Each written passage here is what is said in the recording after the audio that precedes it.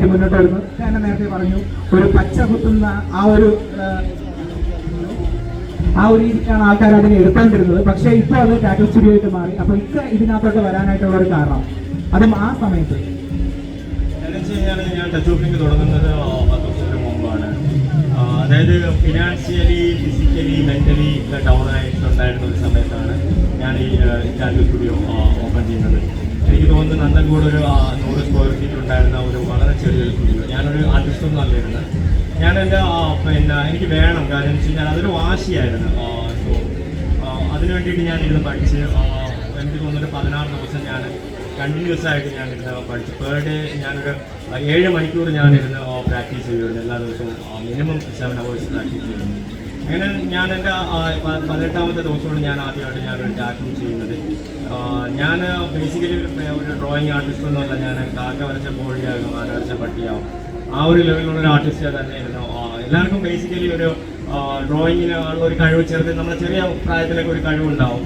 അതിനെ നമ്മൾ പറയുന്നതെന്ന് വെച്ച് കഴിഞ്ഞാൽ അത് പിന്നെ സ്ലീപ്പർ സെൽ എല്ലാവരുടെ ഉള്ളിലും ഉണ്ടാവും, ഒരു സ്ലീപ്പർ സെൽ അല്ലേ. അതിനെ ഞാൻ പൊടി തട്ടി എടുത്തു, ആക്റ്റീവാക്കി ഞാൻ വീണ്ടും വരച്ചു തുടങ്ങി. പിന്നെ അത് കഴിഞ്ഞിട്ട് ടാറ്റുവിലോട്ട് വന്നു.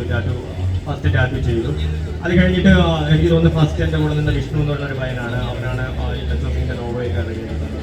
ഒരു ബിസിനസ് മൈൻഡോട് കൂടിയല്ല ഞാൻ കണ്ടത്. എനിക്ക് കുറച്ച് സമയം പോകാൻ വേണ്ടിയിട്ടൊക്കെ ഉള്ള ഒരു സ്ഥാപനമായിട്ടാണ് ഞാൻ ടാറ്റുവിനെ ആദ്യം കണ്ടത്. പിന്നെ അത് കഴിഞ്ഞിട്ട് ആൾക്കാർ ഇതിലോട്ട് പഠിക്കാൻ വേണ്ടി വന്നപ്പോൾ എന്തുകൊണ്ട് നമുക്ക് പഠിപ്പിച്ചുകൂടാം. കാര്യം ഞാൻ പഠിക്കാൻ വേണ്ടിയിട്ട് ഇറങ്ങിയപ്പോഴത്തേക്ക് ഞാൻ ഇവിടെ നിന്ന് ഒട്ടുമിക്ക എല്ലാ സ്ഥലങ്ങളിലും ഞാൻ അന്വേഷിച്ചപ്പോഴത്തേക്ക് അങ്ങനെ ഒരു സമ്പ്രദായം ഇവിടെ ഇല്ല, പഠിപ്പിക്കുന്ന ഒരു സമ്പ്രദായം.